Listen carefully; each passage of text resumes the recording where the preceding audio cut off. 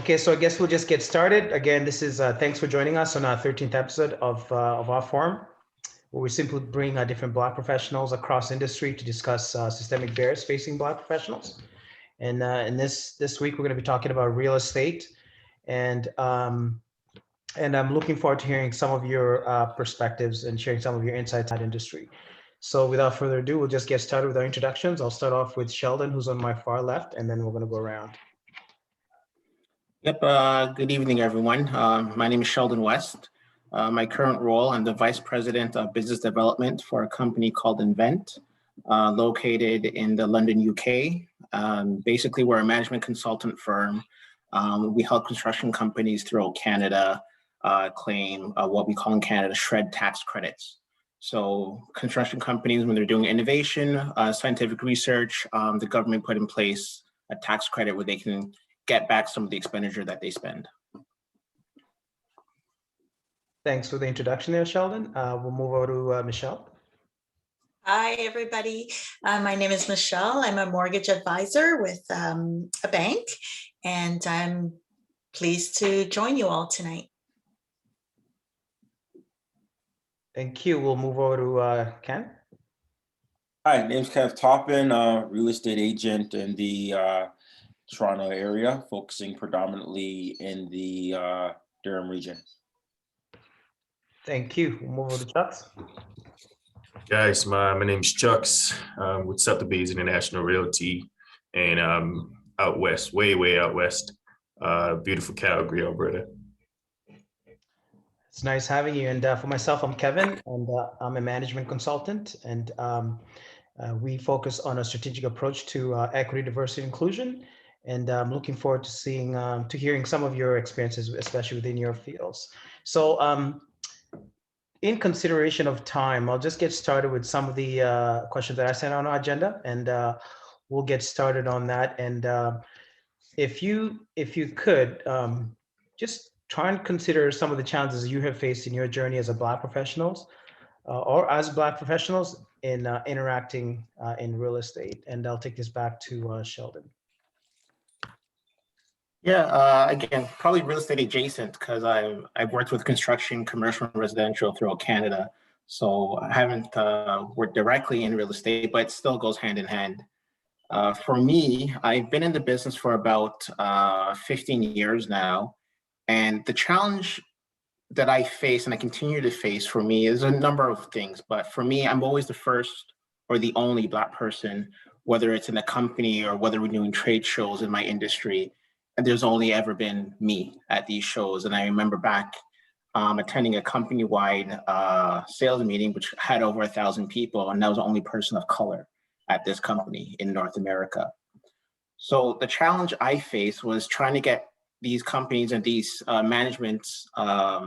people in management to take me seriously. And case in point, I was working on a large client, a large retail client throughout North America. I landed the job. And when I approached senior management about the opportunity, they just kind of passed it off and thought it wasn't real. And it took about a month for them to realize that what I was working on was actually going to happen. And by the time we actually got the contract signed, we lost that company. They decided we took too long and they went to another competitor. So challenges like that I've faced throughout my whole career is just trying to get people to understand that the importance of what I'm doing, but also take me seriously. And I found that because I'm a person of color, they just think I'm just a kid, or I'm not up there with the big boys, I guess, quote unquote. That's interesting. So I'm curious to know, so how did you, if you can at least tell us, especially because you're in commercial real estate, how have you been able to overcome some of those barriers? You don't have to name all of them, just maybe a few. Yeah, there's a lot of barriers within the construction industry, and what I've seen is not necessarily overcoming them, but finding a different way to kind of navigate the waters. I'll bring a little short story. In my first earlier career, when I had a job, I realized that out of all the employees in Canada, I was the lowest paid, and I was about $25,000 less in salary compared to the rest of the company in the same position that I was in. The only difference was I also did national accounts. So when I brought it to the attention of management, they actually found a way to tried to fire me, let me go. And the only reason I knew that was because I was pretty good friends with HR. They kind of gave me the heads up, and then I decided to leave the company and go somewhere else. So even though I approached it head on, they didn't address the issue. They just said, okay, Sheldon's kind of catching on to this. We need to let him go. So I kind of found a way around that to say, okay, I'm going to go to your competitor that I know is going to treat me better. And that's exactly what I did. That's interesting. And we're probably gonna have some time to unpack some of that. Michelle, what are your experiences? I'd be keen to know, so at least we can provide everyone an opportunity to share some of their experiences. Thank you, Kevin. I'm pleased to share that I've been in this role now for 2 years, and I honestly don't have an experience to report. I haven't faced any barriers so far, so I'm pleased to state. I mean, my challenges so far have been pretty standard that anybody would face. It's been a steep learning curve, and being of mixed race, my surname is Asian, and so when people are scheduled to meet with me, they're expecting someone of a Chinese. My last name is Chinese, and they're expecting a Chinese person most often. So they're sometimes surprised when they meet me. But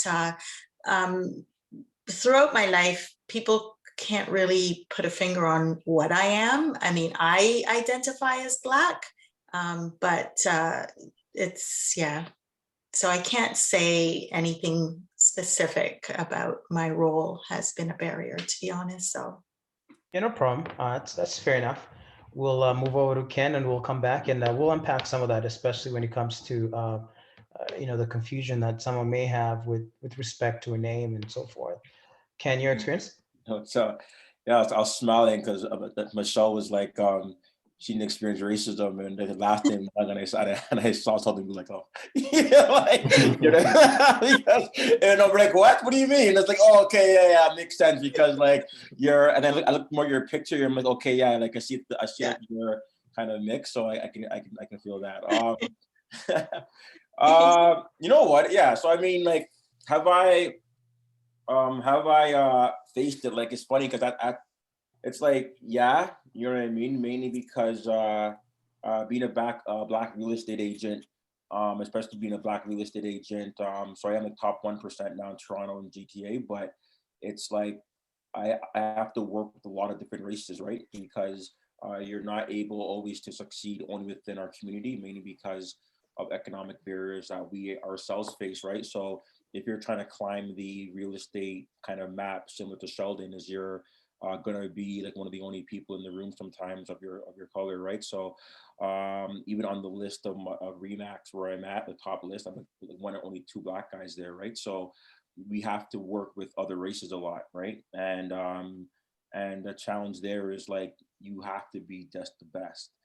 Like, you have to quantifiably just be the best option, because when the husband and wife are sitting at their kitchen table, the last person if you were to ask them who was going to sell my house for them in the future, they were probably thinking this young dark-skinned Black dude, right? So that's probably their first option, right? Especially if they're English spirit, like Indian or Chinese or not, that's the last person that they would probably think would do it. So now when you're interviewing in that situation amongst other people, how do you now just get that interview, right? How do you get it, right? And the truth is that people do feel more comfortable with people that look like them, right? I grew up in Scarborough, like in a certain at-risk community, so I just feel comfortable around like young Black guys, you know, because that's all my friends, right? But other people are crossing the road, I'm just like in Durham, like the mall, hey, what's up, right? Because I'm comfortable. But those are the barriers. There is like, you have to be just that much better, right? When you're going into a meeting or interview, like, you really have to shine. And I think that's what I've realized. And I kind of used to ignore it back in the day, or even up to like about 2 years ago, until I realized even where I do a lot of my business, I get a lot of the Black clientele, right? But I also don't get a lot of the other races. So my market share of the Black community in the Durham region is probably, in my area that I farm, is probably very heavy. And I realized that other races sometimes aren't using you right. And if they do, it's because they know you very well from the area. Yeah. Thanks for sharing that. And I'm going to come back and perhaps we're going to explore the economic impact of not having that market share of other races, which really propels, especially real estate or a real estate agent to that next level. So we'll discuss that. Chuck's your experience? Man, to Sheldon's point, it's the same thing, right? When you go into a room, right? Here in Calgary, we have the tours, we have the luxury tours. And every time we go for them, when I park my car and I hop out, I'm always the Black dude, right? And it's kind of a thing, and Black dude in the suit, that's the thing now, right? I actually met a client, a banker that I met at a party a few years back, never really remembered him. And he just remembered me as the only Black dude in the room with a suit that day. And that's how he remembered me. So I guess it's positive now. But in my mind, there's a lot of Black folks that are in real estate, Black male, Black female. And when we get to that top tier, that upper high end stuff, I'm the only dude, and it has to be, there has to be a conversation about why that is. What the holdbacks are for us. I understand, I guess being a part of Sotheby's does help in terms of getting in those rooms, but even at that, for me, still competing with the colleagues who are Caucasian, and the Jewish community, you competing with those guys, and you competing with the the East Indians, and the Chinese and the South Asians, right? And there's just not a lot of us in that space. And to Ken's point, when you are looking for market share and you're looking to be in that top 1.1%, I mean, trading in the low end part of stuff doesn't get you there. You really got to bump up your price range and bump up your, your volume per sale. And when you get to that point, there's really nobody else.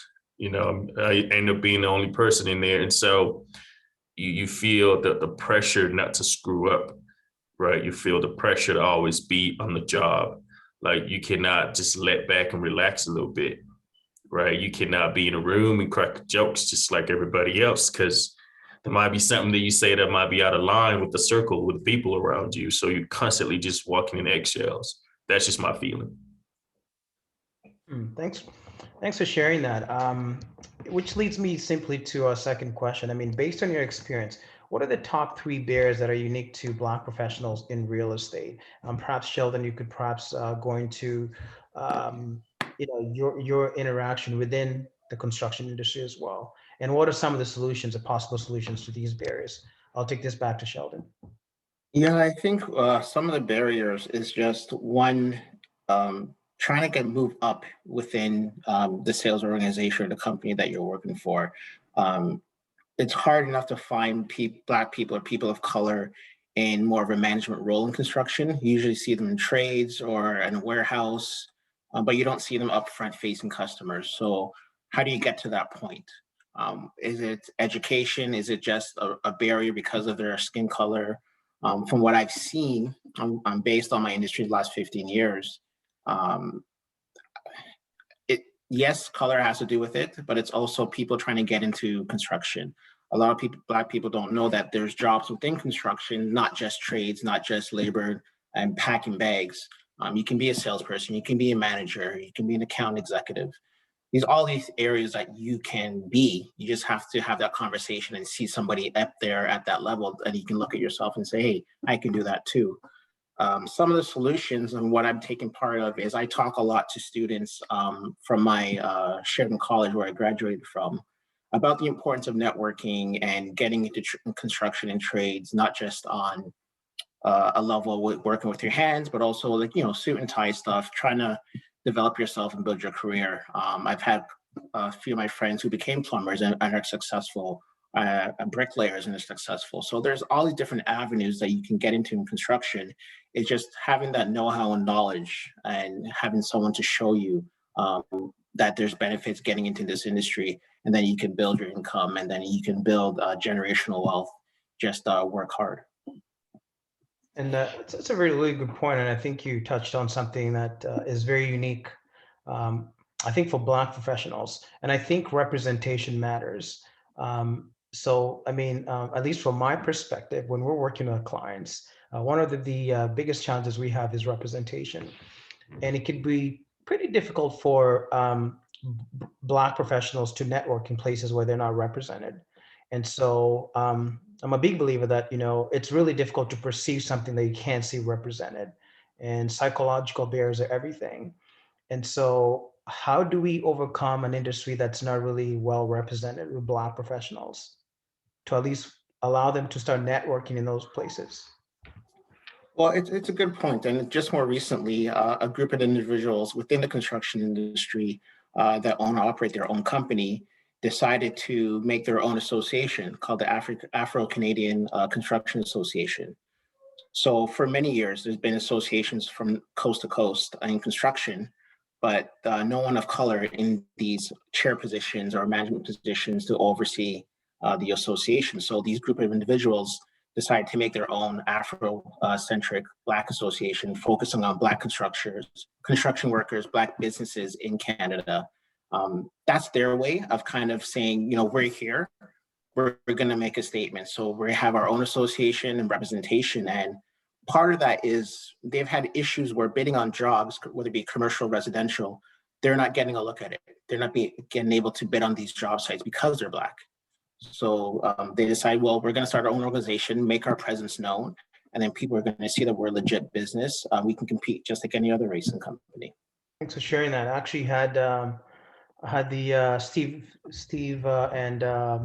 Collender and yes, I remember the other gentleman that joined us in our forum. I think it was the 11th forum, and we spoke about construction, and he spoke about the ACCA that they had formed, and how that's really getting them represented, especially one of those large commercial projects, and some of the projects that are sponsored by the federal government of Canada. So some good points there. I'll take this back to Michelle. So, I mean, based on your experience, what do you think are the top 3 barriers that are unique to Black professionals in real estate? It doesn't really have to, does not necessarily have to apply to your experience, but one that you've at least identified, and what are some of the solutions to these barriers? Well, it sounds like we have a consensus that there's few of us. The representation is low in numbers, definitely. That is very evident, I feel.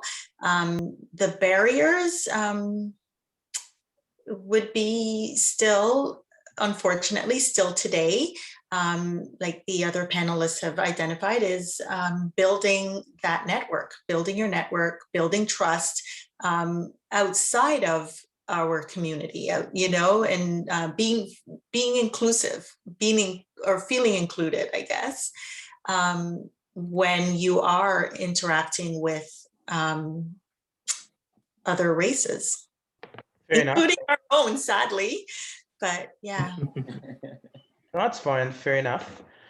Those are certainly things that we all got to keep an eye out for. It's difficult to network if you don't see yourself represented, and it's just a little harder. And maybe I'll take this to Ken. So, what are some of the unique barriers that you've identified within your experience in real estate, and some possible solutions? Well, like, this is the thing, right? So, like, I mean, real estate, you have these coaches, right? These brokers and coaches that advise you on how to be successful, and none of them are Black. So they'll guide you on how to be successful from like a white perspective, and it's not the same. It's just fundamentally not the same. Like, I got into real estate, so how do you now get other Black realtors to be successful? Well, you have to have a specific strategy because you're Black, right? The first thing they all say is go to your database, call your database, and go to get 100 people in there, and don't worry, they may not want to buy, but they may know someone that wants to buy. So you start with the people that you know, your circle of influence, who are going to support you. That's the first thing they'll tell you in real estate, probably mortgages. But in their world, their people have money, right? In their world, their mothers and fathers and their network's a different network, right? I think a stat came up that said 40% of the Black population is below the poverty line in Toronto, right? So when you take that into consideration, you're like, well, I think my network's a little bit different. I also grew up like in a pretty rough area, not rough compared to the States, but it's not an at-risk community. All my friends are literally we're all in the same situation. So my database is fundamentally different than yours, right? Because I grew up in a different area. Like my Facebook friends are completely different than yours. Like we were in two different worlds. So there's that, right? So then now the barrier now is, okay, you know that when you're driving your success in real estate, you have to go to your circle of influence. But if you can't really necessarily go to all of them because they're all just like, yo, bro, don't like, right?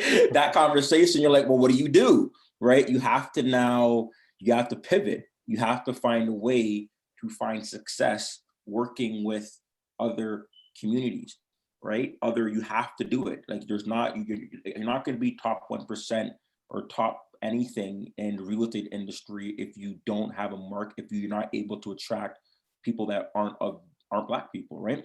So with that said, you have to have a strategy for that, right? And that's one of the barriers if you have to think about that.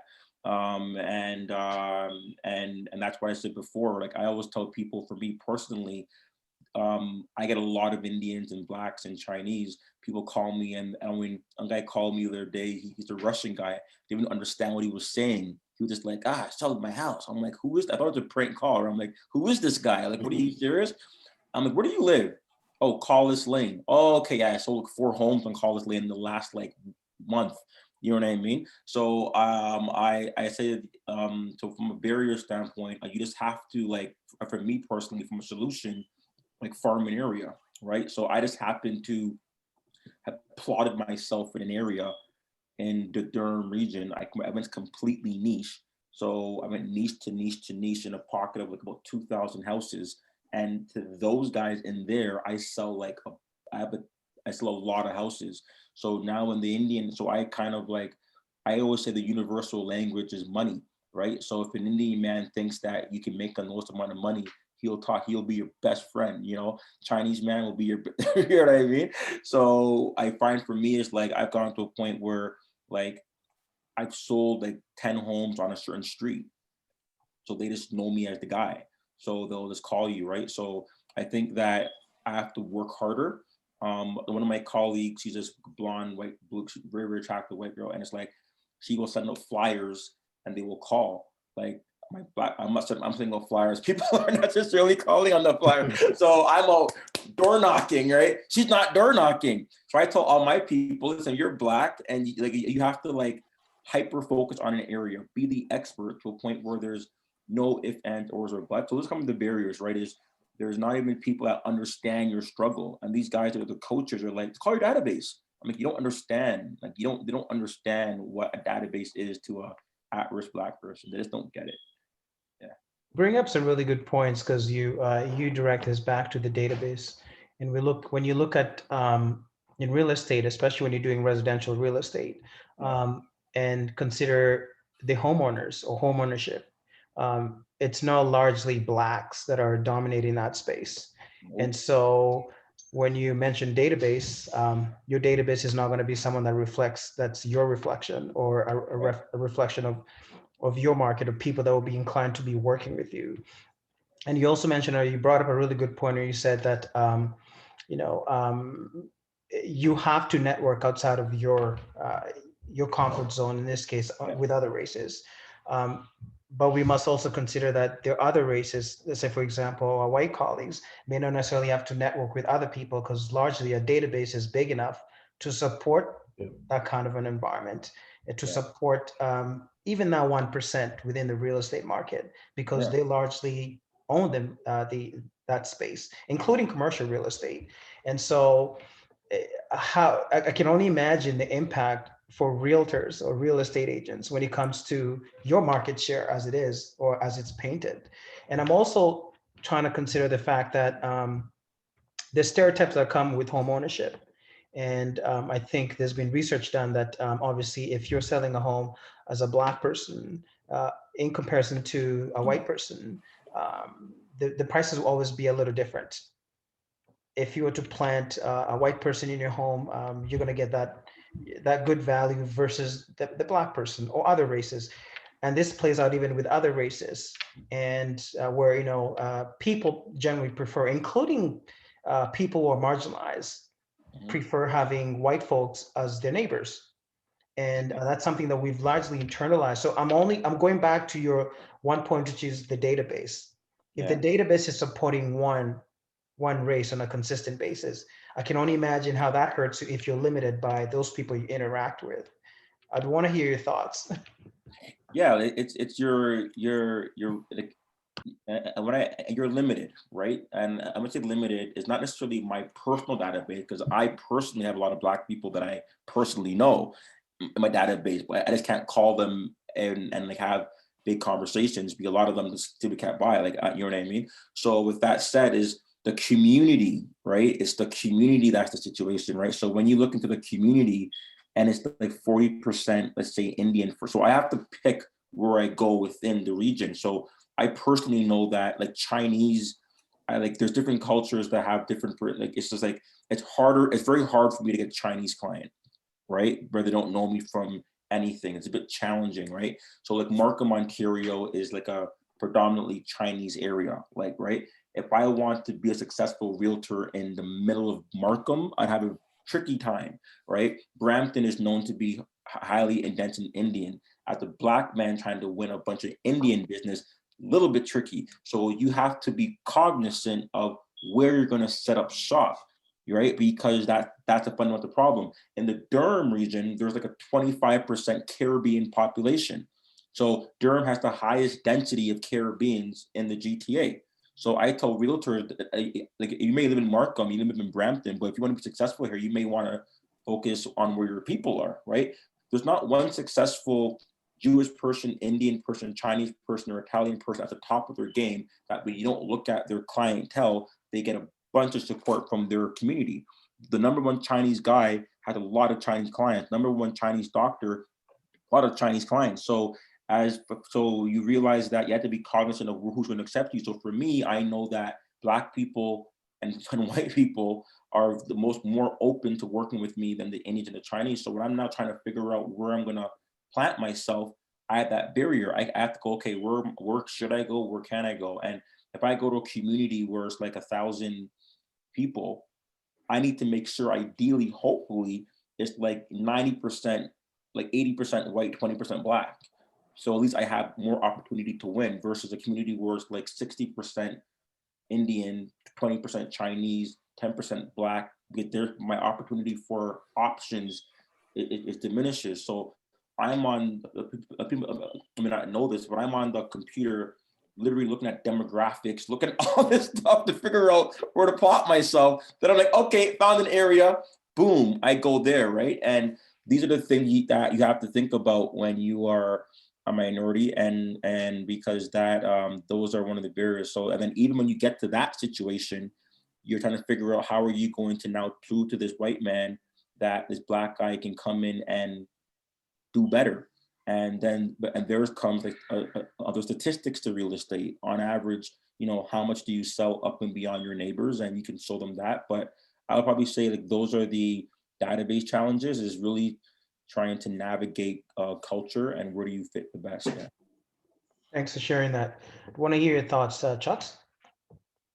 Probably touch on what Ken was just saying. It's when you look at your database, and I'll speak for Calgary, right? We do have a lot of engineers. We do have a lot of doctors. Do have a lot of high level professionals who just look like us.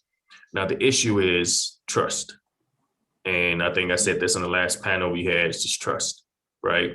Where you could have the book of business, have the brand behind you, have the marketing tools, have the expertise, the knowledge, and you present that to this, affluent Black family. They just don't believe you that much. Another race, white man, Asian, whoever, can come in with a less knowledge of the neighborhood, less of business done in the neighborhood, and just sweet talk their way in there and, oh yeah, you got it. And so we also have to look at our internal and see what is that that inferiority complex that a lot of us have, even the really highly successful ones, right? Because I mean, I go into a dentist's office who's Black and none of his clients are Black. And to be a dentist, you have to go to the same school for the same amount of time, same certification, same degrees to be a dentist. You should have clients who look like you. So at the end of the day, as much as we want to serve our people, we have to get past that barrier of our own people trusting us, right? I find it easier to go into a Jewish household, a traditional Caucasian household, an Asian household, an Indian household, and present myself. And if I don't get it, it's probably just because they just didn't see the value in what I brought to the table, not because they didn't believe in my abilities. Me getting myself in the door showed they believed in my abilities. And then it might be, you know, often price, and I like to be realistic with clients. I know Ken's market is different than our market, but we can't overprice anything over here. I mean, we're gonna sit on the market forever. So I have to be honest, and I'm not, you know, we're not gonna take it listed just to take it, right? So the conversation might be, you know what, Chuck's, your number was a little too low. I get it. When I go on a family who looks like me, it's not the numbers, it's just, they just don't trust me. They just don't trust you. I mean, you can flash out the bees all you want in their faces and all the great things you can do for their house to market it. You just don't get that trust. And so that's a bigger barrier. And that's the reason why I know for Calgary, there's no other person of color or Black person in the luxury space. Because you start thinking, you know, you look at some of the, you know, the other races, their first big client over $1 million look like them and give them a shot.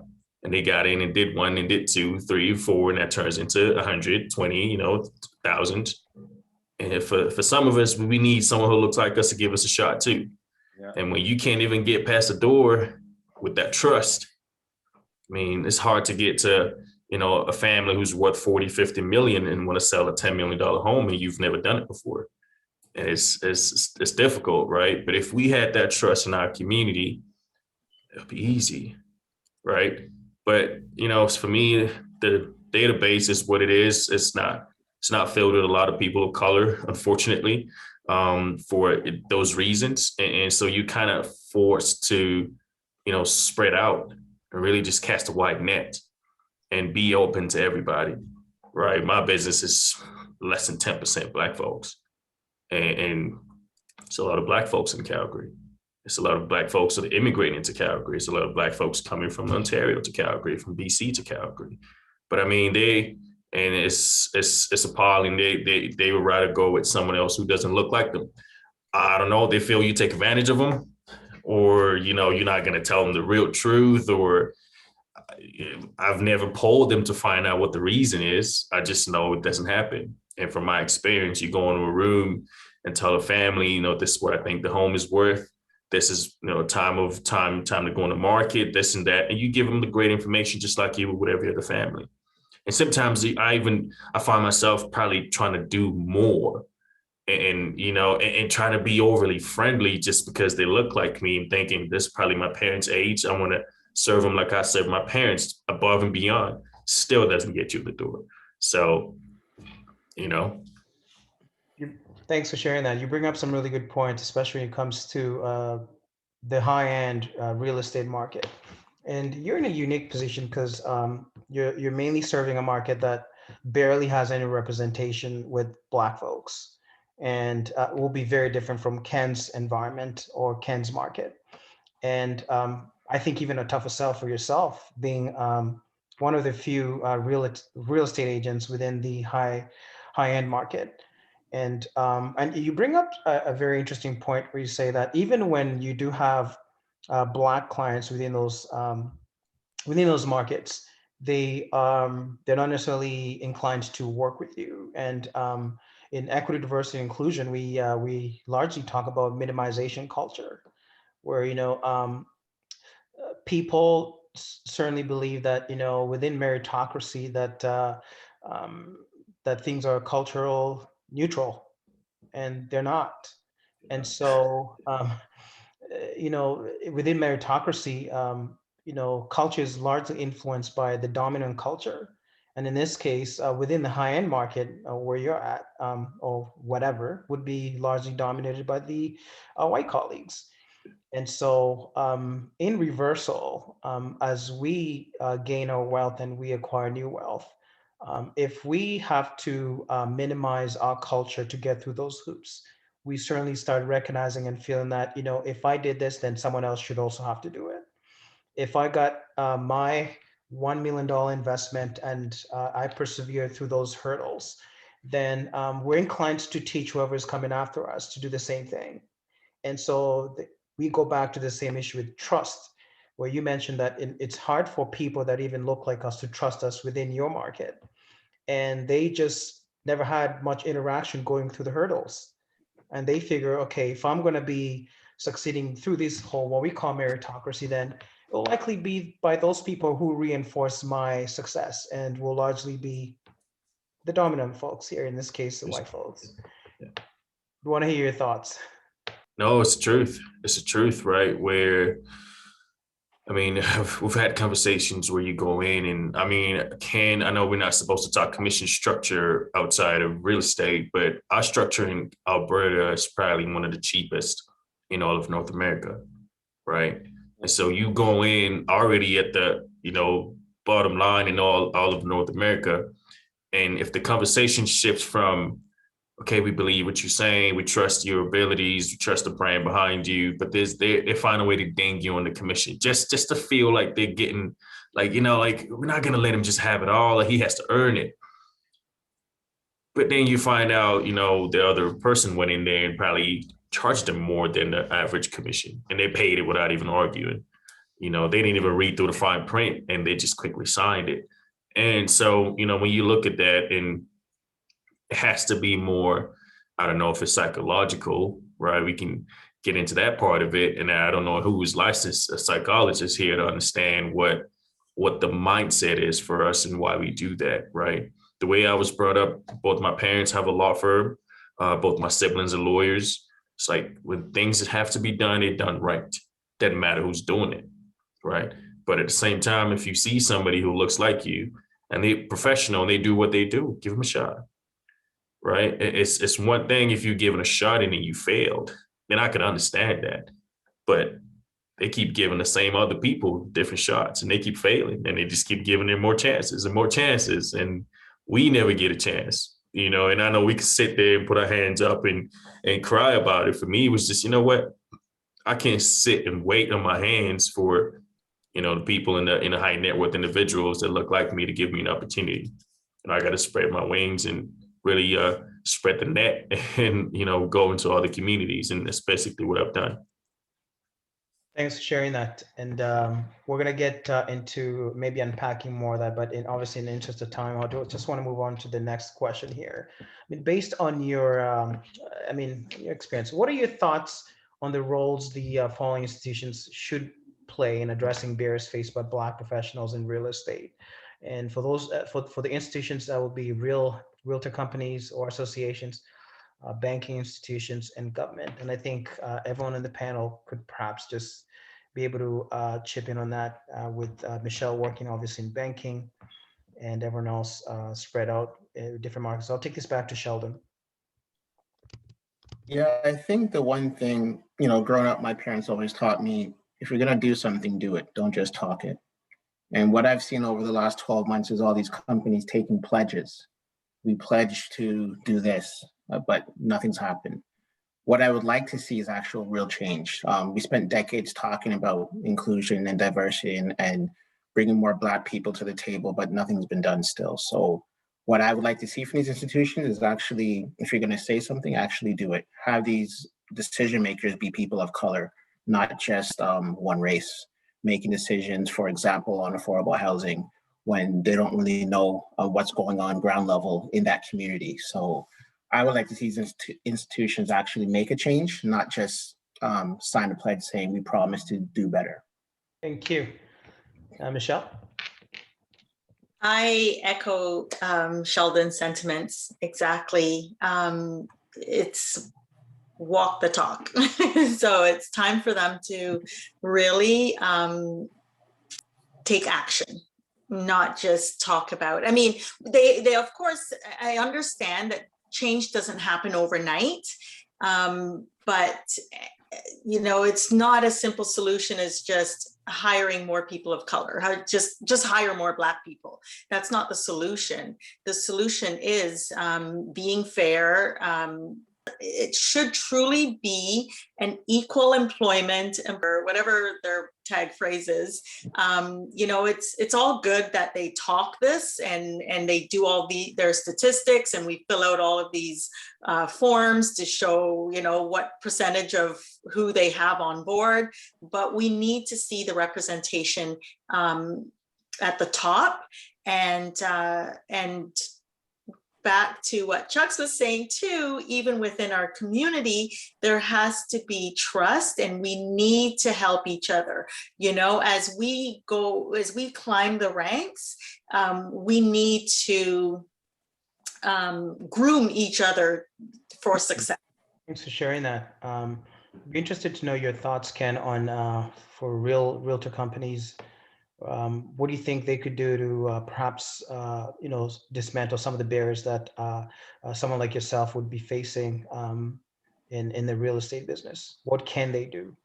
And this is to help the professionals out more.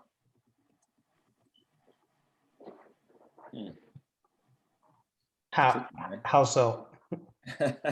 How they can help professionals, the Black professionals more. Like, it's interesting because, like, I'm not sure about Alberta, but like realtors is fundamentally like 67% are part-time in general, right? So the biggest factor is just they're just not, people aren't full-time.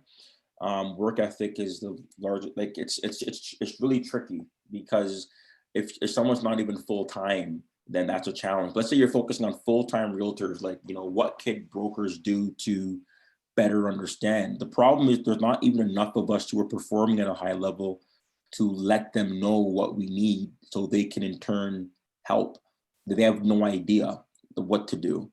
And the reality is, like, they don't know what the challenges are because we're not having this conversation with him, right? But what it somehow they'd have to have conversations with people that are performing well, have us explain to them what we need to do, what you need to do as a minority, I think, to be successful, knowing that you don't have an area to go to. So if you're, again, like if you're Chinese and you can go to Markham, not speak a word of English and have a successful career. You know what I mean? You can, if you're Indian, you can go to Brampton, not speak, and you can have a successful career, Jewish, Italian, Vaughan, right? There's a place where you can go in every cultural community and just plot yourself there. I always told people there were a bunch of Black people that own homes. You know, like if we had a Brampton, oh my God, it'd be #1 country. It'd be over, right? Very similar if they all had to go to maybe somewhere like in Africa, for example, and it'd be game over, right? So the real thing is, like, they have to have understand the barriers and then guide and coach. So for example, there were a group of Black realtors in the GTA that were having a conversation about barriers. And from a performance standpoint, I knew that not all of them were performing at a high level anyways. So they're having a conversation of like how to succeed. And I'm like, you guys are all missing you guys are all missing it. You guys are all looking at me like I'm doing so well, but you guys are missing the point of why I'm doing so well, right? You have to you have to give people no options, right? I just beat out the #1, #2 Indian person and Indians in all of the Durham region to an Indian man, right? But he just, to him, and in his brain, I was the best person, right? You actually have to have the mindset where you make it a no-brainer. And the only way to do that when you're Black and real estate is to farm. Like literally, you have to just pick an area of 1,000 people that has a churn rate. You have to just plot yourself there and don't move. And then 50 homes sell every single year, 60 homes sell every single year, to sit there and eat market share to a point where 1,000 people are like, I don't know about you guys, but there's this Black guy that just sells all the houses, so I'm just gonna go with him. Indian man's like, yeah, I'm calling the Black guy. They all call the Black guy, but because there's no other option. So you have to get it to a point where that's the case. And that's the only way that you're gonna get them to use you. Other than that, you're a risk. I'm a risk, right? I don't know anything about my culture, anything about me. I talk different to them. I sound different to them. I don't play golf. I don't fish. You know what I mean? I don't do any, not to be biased. I don't do any of that. I don't go to a cottage. I don't like hockey. I don't like any of that. So we have nothing in common. But I went to a family the other day. They're gonna work with me, and they flat out just told me, you know what, Kenny, you know I like you. Like, you met me 4 years ago. Sorry, you met me 4 years ago. You knocked on my door. I said I wasn't gonna sell, but you know what? I've seen you so much in the area, walking around, knocking on doors, talking to people. I've seen you sell so much homes in the community. I know you're the best guy, and every Black person has to realize that the only way to cross racial barriers is if they think you're the best person to work with. You know what I mean? And yeah. So it's overall, that's the strategy, right? And you have to think about things like, you have to think about churn rate. Like, you have to think about the Black strategy is 10 times more complicated than the other strategies, right? I have to I have to know demographics. I have to study that. I have to look at the churn rate, how many people are selling, because I'm farming. I have to think about so much different things to put myself in the best possible situation so I can somehow be successful. And so I think about a lot more things than the average realtor to try to be successful. And and that's what they have to try to show Blacks is like, you have to just do different things. And it sucks because I see my colleagues, they don't have to door knock. They don't have to do it. They don't have to cold call as much, but they call their people, but I can't. And you have to tell our community that, yes, you're gonna have to work harder than your colleague, yes.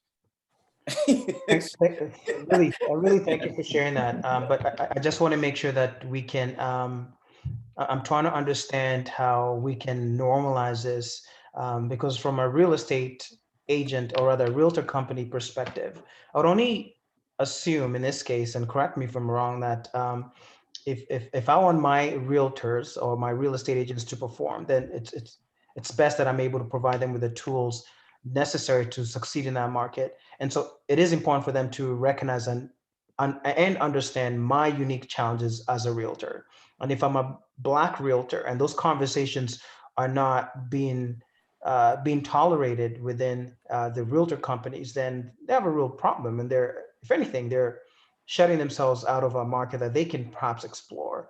And so I would think it'll be essential for the realtor company to start understanding your unique challenges as a realtor, and not necessarily having to accommodate the market. And in this case, and I'll give it a different context. I mean, some of the work that we're doing within corporations, because I think anyone that works within any corporation is likely a homeowner, right? And they would in turn be the market where you're going to farm, as you call it.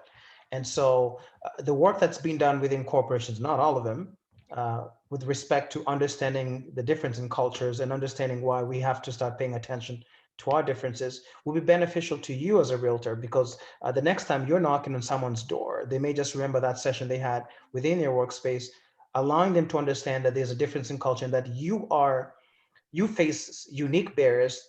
And so they should perhaps even listen to you more, right? So I would hope that this conversation is also happening within realtor companies for them to support real estate agents in a way that's helpful for everyone, right?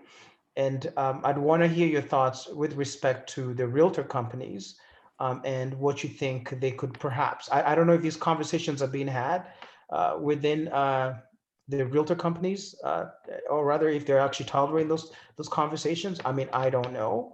I haven't worked with a real estate agent company. Perhaps they are, but I'd want to hear your thoughts. You know what? It's just, the reality is, like, the lust of money is really the root of all types of evil. And people are entrepreneurs, people are businessmen. And the reality is, like, 3% of the Canadian population is Black, right? The percentage of real estate agents that are Black in general are another figure. And every single brokerage company, there's probably like 5, there's a handful of Black people. So for them to actually even remotely think about a strategy, even if the 5, and the average is that they're not even, like 70% of them aren't even full-time, literally, guys, right? So the reality is why the brokers aren't having the conversation is because we're not even in the industry in high amounts. Even if they were to come up with the best possible strategy, it would not move their bottom line. Literally, it just wouldn't impact the bottom line. There's no there is absolutely no monetary advantage really. And plus mentioned before, Blacks and trust issues. I've had more Black people look at me through the door and not open than white people. You know what I mean? So the reality is, even the white people know that Blacks don't support Blacks. Even they know the Blacks that I have, the white people use the language. So back to Chuck's point. So the reality is that even if they were to do something, it would not impact their bottom line. And they're not even Black. So they just don't need to do it. There's no motive. There actually is no motive other than I'm going to their heart, but there's no real motive, because really in my company, Remax Hallmark, we are like #1 globally, actually, Remax Hallmark brand in the GTA. We have there's probably like in the entire company, like 10 Black people. And out of the 10 Black people, only a fraction are full-time anyways. You know what I mean? So they're not having the convo because we're not in the industry to begin with. Got it. So they're not really kind of a bummer. You know, this is the truth. That's like, it doesn't impact them if they do anything. It doesn't impact them. But that's why they're not talking about it. Got it. So it's all about the bottom line, and what in terms of especially the marketing. I think we talked about the database, and largely the database is owned by someone else, not necessarily people that look like us. Yeah. Fair enough. I'd want to hear your thoughts, Chucks, so we can move on to the next question, because I know certainly. I got to say though, Kay, you got to pick up golf, man. There's a lot of deals that happen at the golf course. You got to pick it up. Actually, you got to pick it up. Man. There you go, man. But to Kent's point, so I'm at Sotheby's, global firm, 75 countries, 1,000 offices, 22,000 advisors worldwide, all on one platform. In Canada, there's 600 of us, and there's only 6 of us that are Black. Right. In the whole country. So you got to think, for a company to stop their whole processes and their bottom line to focus on just the 1-6 individuals, it's not going to make any sense for them, right? And you look at real estate as a whole. If we were to, God forbid, we couldn't sell real estate anymore, and can't stop selling, and every Black individual stopped selling, it wouldn't even be a drop in their bottom line on what the profit is. And so that's the main. The barrier is not even the barrier. There's a barrier before the barrier, right? We need more representation in the industry to even move that needle just a bit, right? If there was no Black real estate professionals, you got to think back in the day, there was no Black real estate professionals, but the Black folks that had money still bought property. And it still sold properties, because the white dude or the white lady knocked at your door with her, pamphlet, and you opened the door and she was the agent, and she sold and bought a home. So if you took out all the Black agents out of the real estate brokerages and firms, Black folks will still buy property. They might even buy more property, and that's the issue. So as much as, I hate to sit there and point fingers at the firms and the brokerages and, the institution, because there is institutional racism in a lot of institutions. And real estate, there's so much on their plate, there's so much on their table that we don't even move the needle, right? We still got to deal with what happens to the female agents before we even get to what happens to Black people in general, the safety of the female agents, the sexual assaults and all the stuff that happens. That's what's in front of them right now. That's what they've got to tackle before they focus on less than 5% of Black professionals. And to Ken's point, when you have less than 5%, but less than that 5% are not even full-time. And the ones that are producing well. And then the rest of them are just hanging their licenses and paying fees.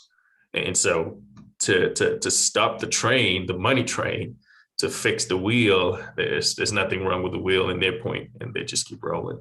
Thanks for sharing that. And I think I'm going to bring that up to the next question here. And I know we're running out of time. We're actually simply out of time. Let's see if we can wrap up the last 2 questions and probably be able to bring in the last 2 points on this. What are some of the current policies creating barriers for Black professionals in real estate, directly or indirectly? And I can think of a few. And what are some of the solutions to these policies or barriers? And in this case, we've already talked about representation or the lack thereof. And I believe that also informs a whole lot of who ends up in the market as well. If we don't have a lot, or if we don't have any representation in real estate, I can only imagine the ripple effects to home ownership, which is essential for most people in terms of building of wealth and so forth. And so I'd want to hear your thoughts on that. So I'll take this back to Sheldon. And if you can just give us some of the current policies that you are aware of that are creating barriers for Black professionals in real estate, or in your case, construction or commercial real estate, and some possible solutions to these barriers. Can't really think of barriers off the top of my mind. For me, it's more of knowledge and letting the Black youth and Black people understand what we need to do to overcome situations or environments that we're a part of. I know there's big initiatives of teaching Black people about investments, teaching them about financial literacy, educating them more. All these things play a role as they continue and progress in life and become professionals in their own right. We have to start at an age and understand and teach them the importance of education. And I know for me growing up, there was a big focus for me trying to push me to be a professional soccer player because I was really good. But my dad always said there's three things you need to know: science, math, and English.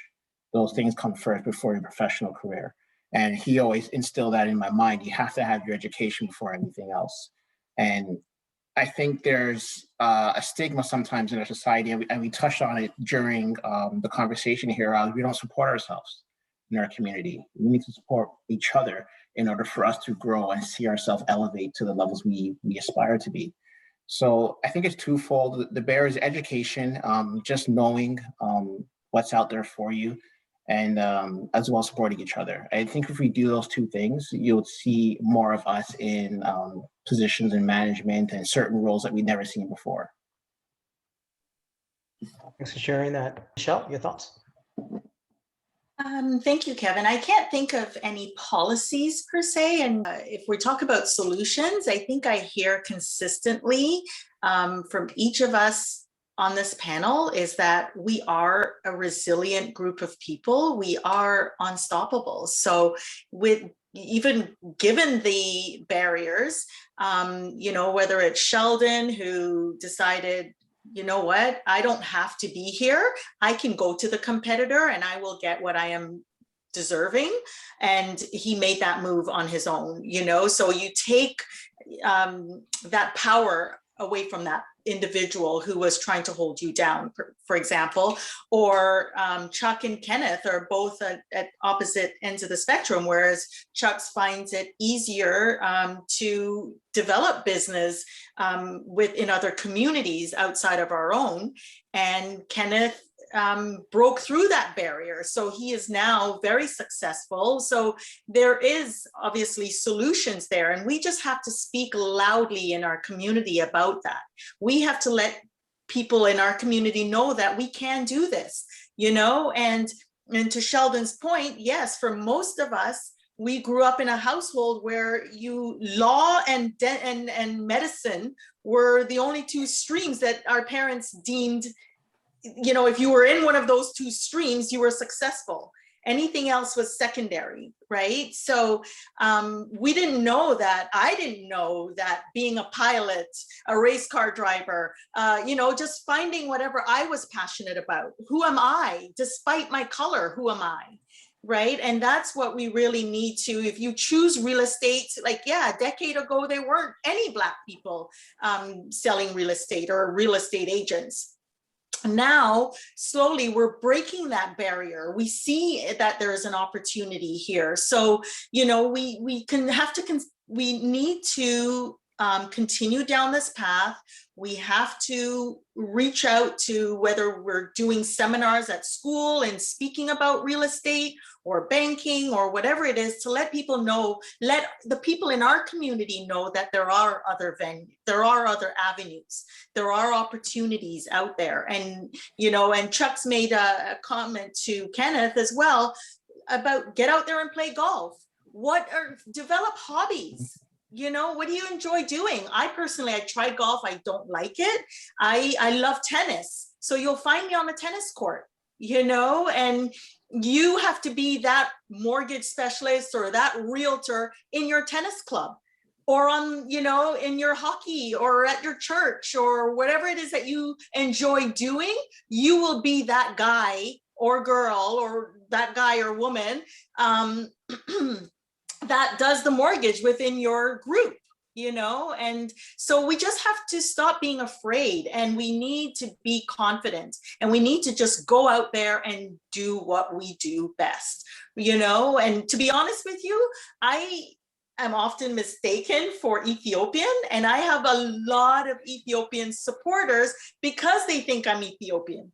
You know, so it's quite unique where, yeah, we generalize as Black, but, you know, a West Indian person does not support. I'm Jamaican, but I don't feel that same support from my Jamaican community. We all are Black, but we have very different experiences.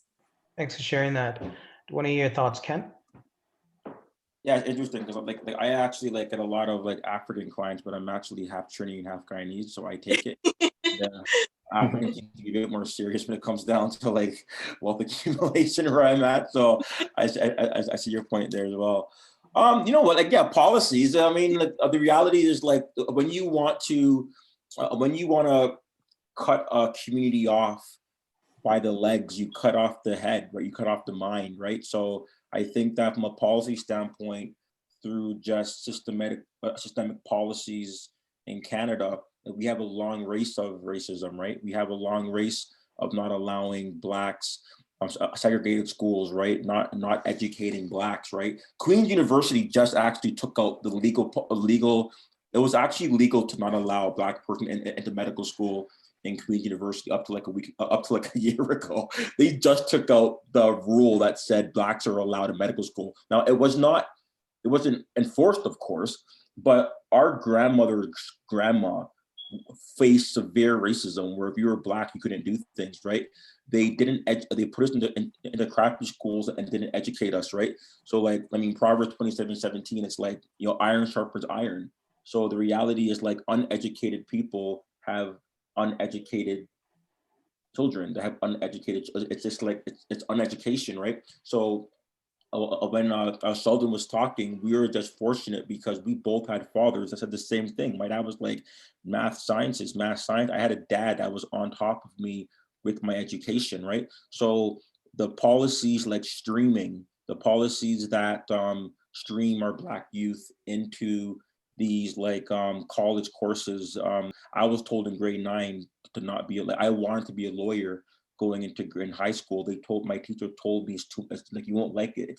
It's a lot of reading. So what they do is they hold the minds back of our Black youth and policies within the education system that demotivate us, that make us feel we're not capable. They start that at young, right? So I mean, I'm in my mid-30s now. So if I go try to talk to a grade 9 kid, that's great. But in grade 9, we were having a field. In grade 9, though, it was allowed when we were in grade 9. But now we can't because their minds aren't ready. So what's happening is like they're taking advantage of our minds to a point where when it comes down to other career options and opportunities, we're not even like thinking about these things because of that, right? So I think policies need to start off with the education system to not suspending us, expelling us, and really demotivating us. And when it comes down to like other things, like again, right? If you hear a Black man talking successful, you normally hear he has parents that happen to be on top of them. Like, so all three of us men on the call, we all have parents, based on what I can hear everyone talk, we had parents, husband, a mom and a dad who were both there, right? So I think the family, the Black family also is from a spirituality standpoint, our Black families are also are not doing well, right? Where we have mothers raising kids without fathers and fathers walking out. So from a Black standpoint, we have some crappy spiritual problem within our own community. But from a policy standpoint, I probably say the school board, education, the fact that we're not motivated to do better I think that's systemic as well. Thanks for sharing that. When it comes to policies and barriers, the only thing I can think of is obviously the multiply effect of some of the things you mentioned, education system, streaming in Ontario and so forth, and other places as well. And what that leads to acquiring a home.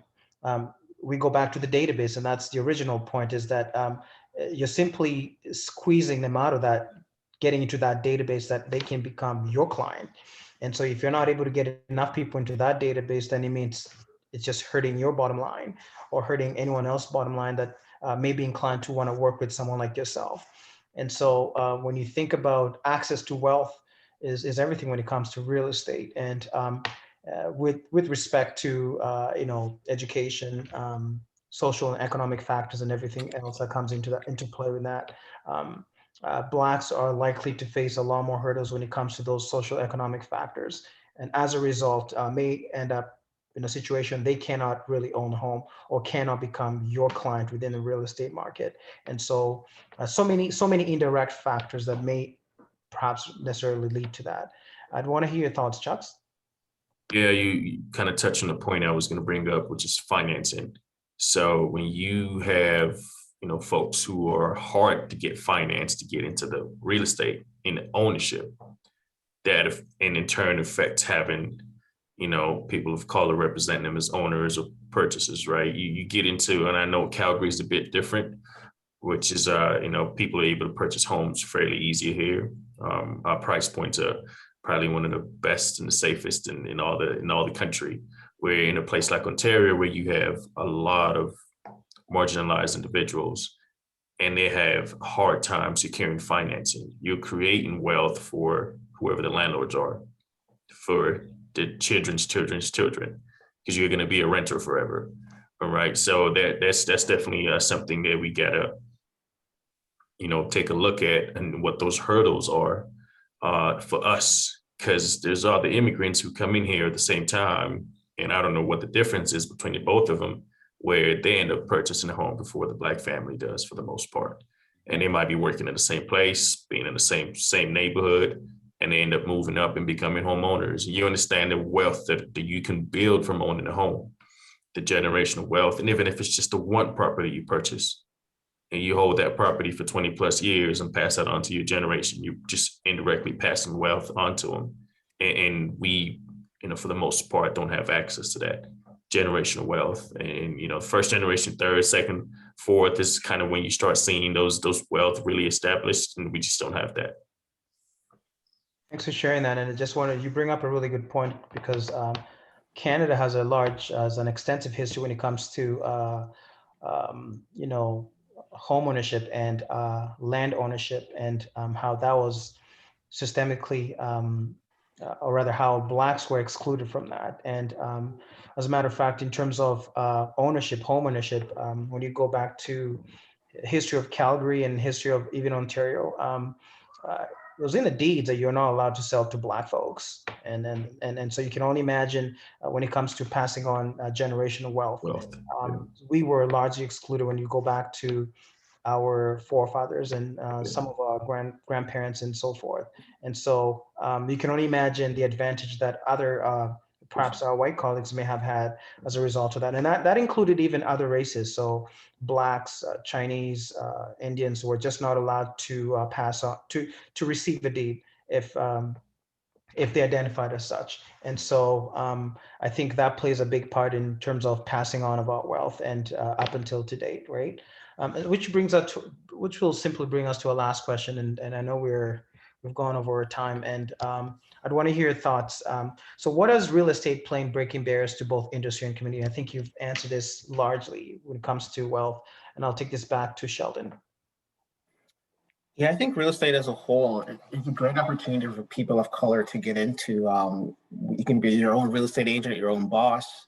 I have friends myself personally that made the switch from the corporate world per se to real estate, to being a real estate agent.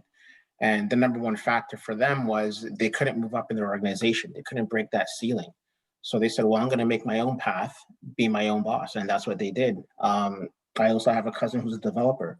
He's building his own estate homes here, and that's what he wanted to do. So I think it's great for Black people or people of color to get into the real estate, because there's so much opportunity and so many different verticals you can get into within real estate in Canada, where you can make money, you can make that generational wealth and save for your kids and your kids' kids. Myself, I've been in the industry ever since I left college, and I love it still.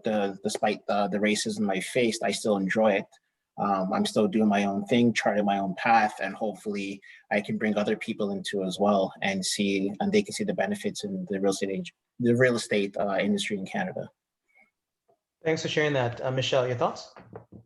Lots of money to be made in real estate. So, you know what? Let us, let's encourage one another, groom people for the industry, spread the word, encourage, and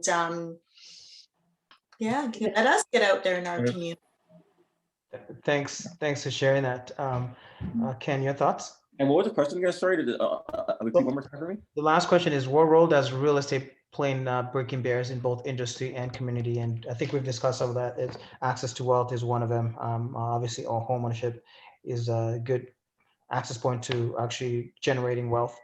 So what do you think it does for the breaking barriers and obviously and for the community? Well, I think from a barrier standpoint, it's just like entrepreneurship, right? It just gives Blacks another avenue if they want to become an entrepreneur, right? There are so many different, I feel guilty, I stopped doing it now, but like entrepreneurship is not only real estate in my brain, that's all it is, but there's so much different things you can do to be an entrepreneur. And I think that it just gives youth today an option to say, hey, you know what? I think this is the role that you would like. You're personable, you're interactive, you beat all the bells and whistles. I think it's great from a barrier standpoint because it allows someone to become an entrepreneur in our community where maybe you weren't thinking about doing it before. And I think that getting more Blacks into entrepreneurship and breaking that barrier of entrepreneurship and succeeding is important. Why it's good for the community. And yeah, because the reality, guys, is like no one cares about, like no one knows who came third in the race with Usain Bolt. I don't know the guy's name, but it's not even relevant, right? People just know Usain Bolt came first for the most part.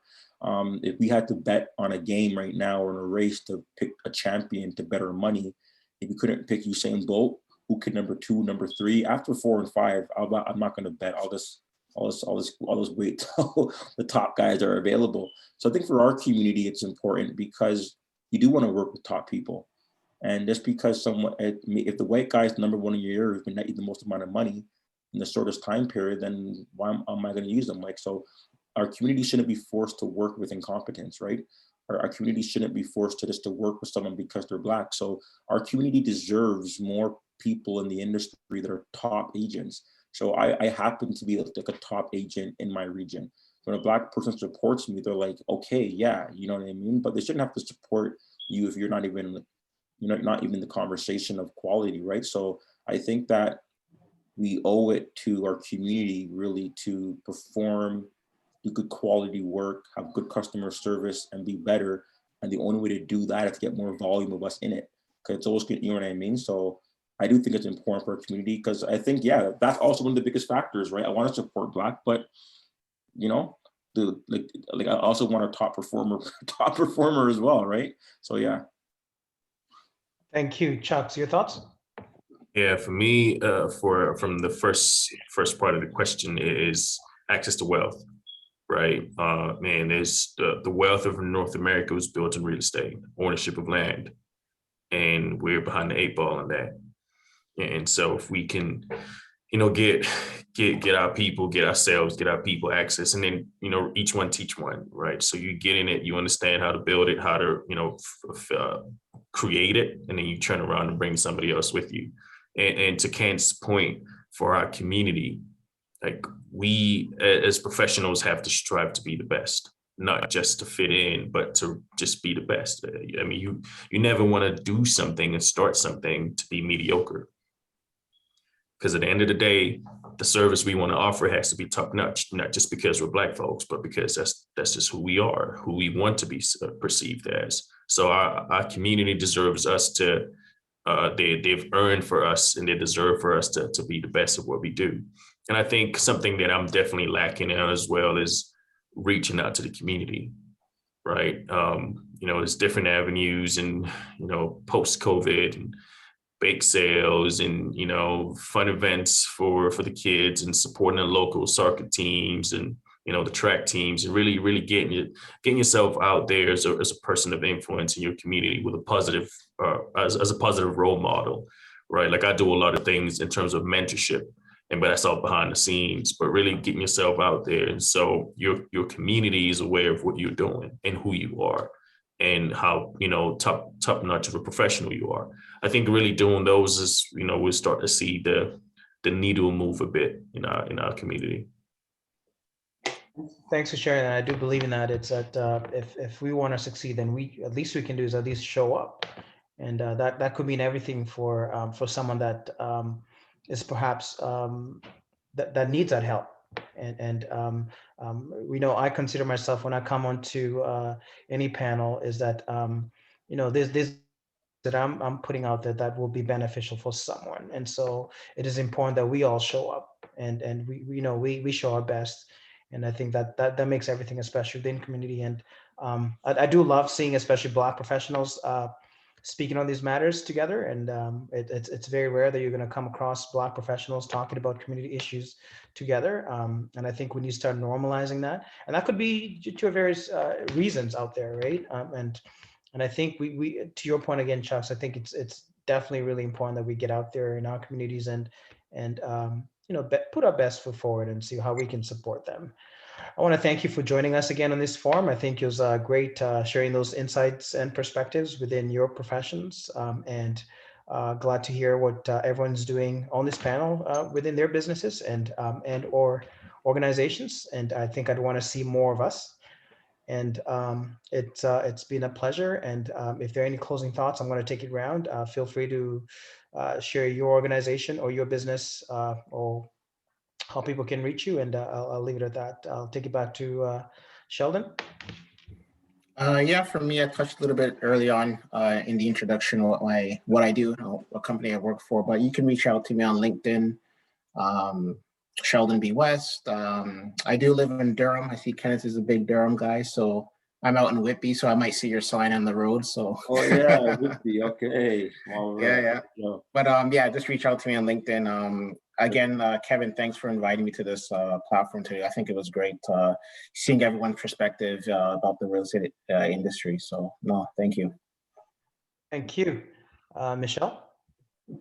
Thank you, Kevin, for bringing us together. And I'm a Durham girl too, 40 years in Durham, Whitby, Pickering, and now living in Ajax. Oh, wow. And, I'm a Durhamite. But yeah, thank you again for bringing us together, Kevin. And I think these forums are great. I think we need more of them, but I really, really would like to see us getting more involved in our communities. Thanks for sharing that. You see, Ken, you got two potential customers right now. I'll make sure I save. Just never know. I'll send you guys the emails, So, Ken, your thoughts?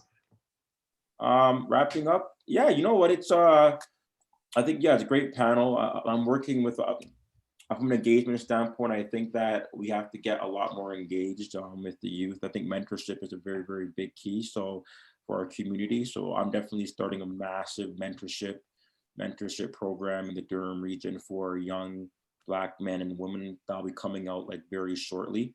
And when I was mentioning the education, I'm very, very, very big on that. So I'm going to be advocating for a lot of things within the education system that I see as problems for Black youth. So I think it's good for to have these conversations, and also think that action steps for moving forward is also very important.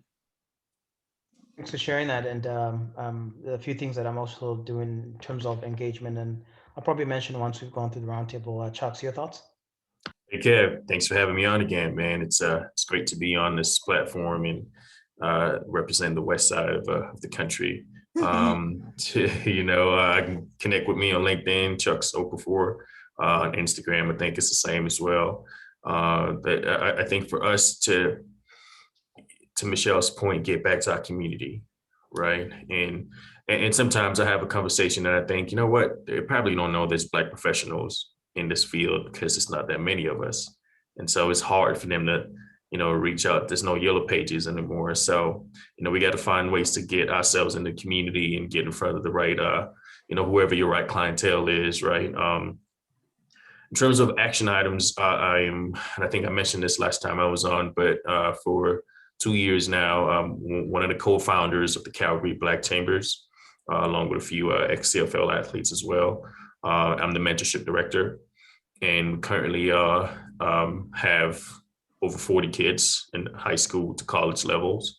And we pair them up with our professionals in different fields. So we kind of screen the kids and get consent from their parents, and they pick and choose what profession they have their eyes set on, and we connect them to those professionals, Black, white, whatever they might be in those fields, and for a 6-month period. And it's been life-changing for the kids and for the parents and for us as well. And so it's something that I'm very, very fortunate to be a part of. I'm very excited to kind of keep growing here in Calgary. And I just implore all of us to, each one teach one, just reach back out to, the young generation. And so the hurdles that we had to go through, they don't have them, right? It's a smooth landing for those kids and for the next generation. In terms of, us building equity, we have to have wealth to it. We can talk about all we want to talk about, but if there's no wealth behind our equity, if we cannot put our funds together and go buy out a block or buy out businesses, and we're really just not, we're not even a drop in the water, right? So we have to start coming together. But as we do that, let's reach back to the next community. So, next generation. So the same mistakes are not repeated again.